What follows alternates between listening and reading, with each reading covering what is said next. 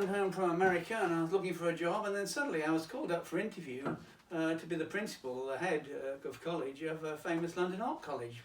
The only thing was that since I've been away, I call my Rip Van Winkle years, British higher education, in fact a lot of things had changed in the 5 years I've been away, and it was now Thatcherite Britain, and this college had joined in with 4 others to, I think it's 4, to make this new thrusting institution that was going to be driven by business, not by education. So Vaughan, you ran a department here and then in the US, and before that a small company. The Vice-Chancellor leans back. He nods towards one of the 4 men sitting in the interview panel. Bob Graham here is very senior in Marks and Spencer's. Bob, your question of the candidate. Okay, Vaughan, can I call you that? Sure, Bob. What I want to drill down to is you look at your CV. You helped run a family company which landed in your door in the 1970s. Tell me more. Sounds interesting. Well, it wasn't that interesting, you know, not like academia being responsible for the growth of a student. It was just a family business. Okay, Vaughan, I'll ignore that. Business being less demanding than the academic world. Well, I didn't say less demanding, Bob. May I call you that? Okay, point taken. Carry on, please. Well, it's just a small outfit, you know, made lab apparatus and stuff, set up by a great uncle, and he died, and you know, anyway, it was in a poor way, and they were about to foreclose, and what did you do about it? Well, I went to see the bank manager. The VC slaps his hand on the table and roars with laughter. He turns to Bob.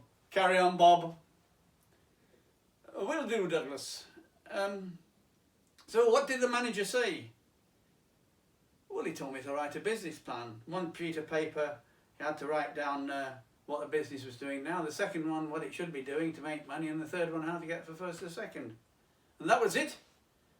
Yes, that was it. Ah, says the VC. I seem to be getting somewhere. Well, asked the VC, did it work? Yes, for a few years. I'd spend a day a week up in Nottingham, and you know, eventually we sold it to the largest supplier, but we kept it going through a tough time for small businesses, late 70s and early 80s. Before Margaret got a good grip of the country. I don't reply to Bob about this, because I feel Mrs. Thatcher did a huge amount of damage to small businesses. Okay, Vaughan, one final question from me, says Bob. Yeah? How many people have you sacked? Excuse me? Have you ever sacked anybody? Well, I can't say it's the sort of thing I've ever added up. It's not something I'm necessarily proud of. Why not? Well, I think it shows failure in a way, especially if you hired the person yourself, you know, if the students, visiting lecturers. Never mind about the students. What about the staff? Managers in particular.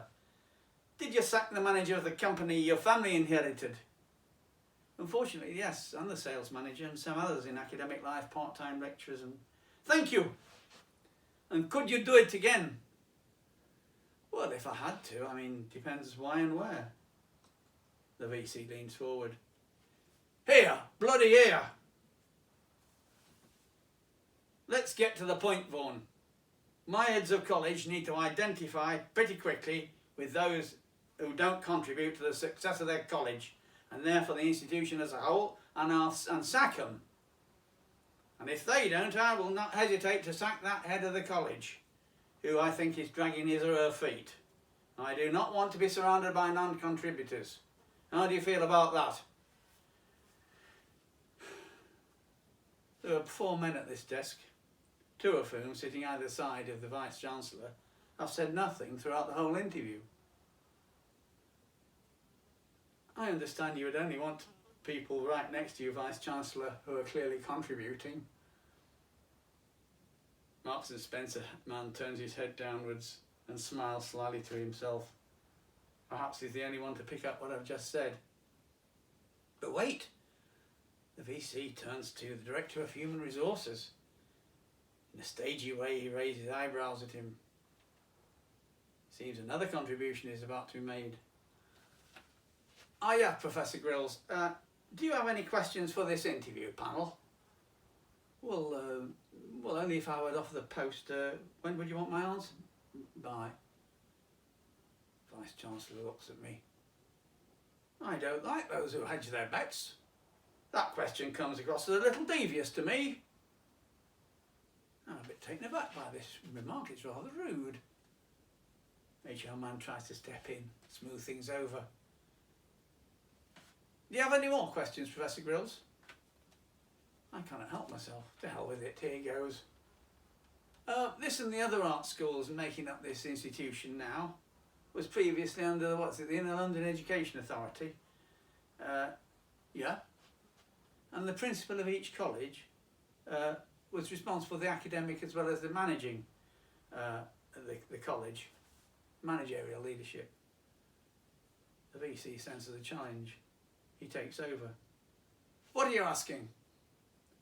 Well, when I was in America, when this institute was set up, so I don't know much about the philosophy of the organisation here. I was just trying to establish whether the Vice-Chancellor, you, are the academic as well as the managerial head of the institute, or the heads of the colleges are autonomous academic leaders based on their professional knowledge of the art and design world.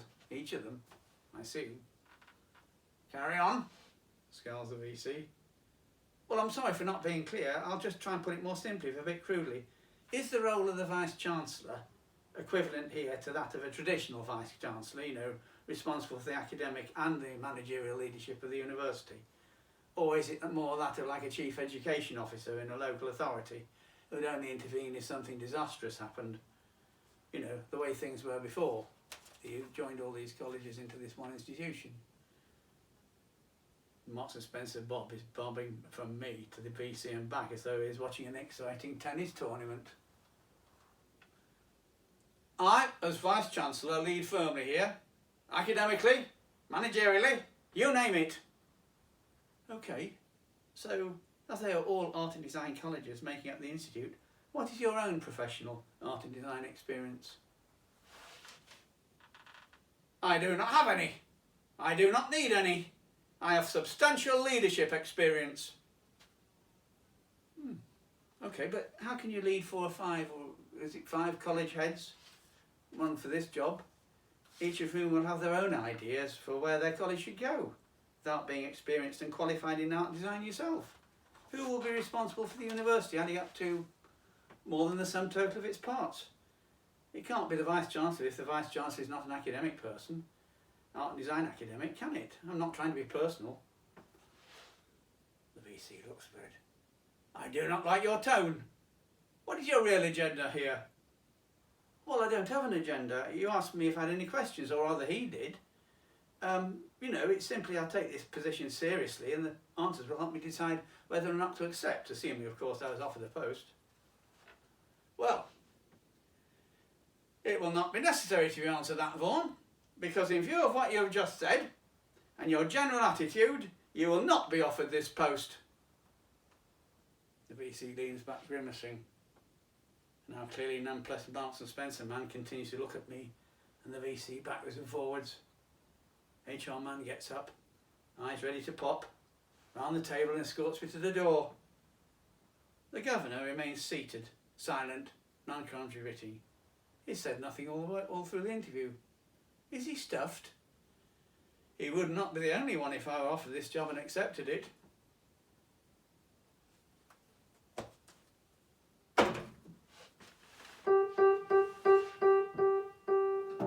Everybody needs a place to rest.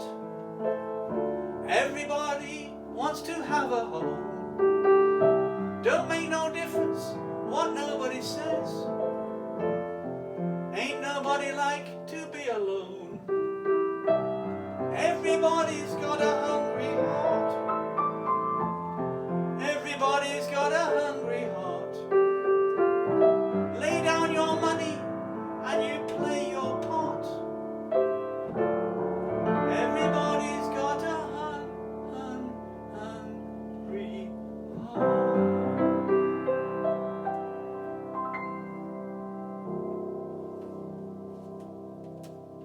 So I was still looking for another job. I was still hungry for the money.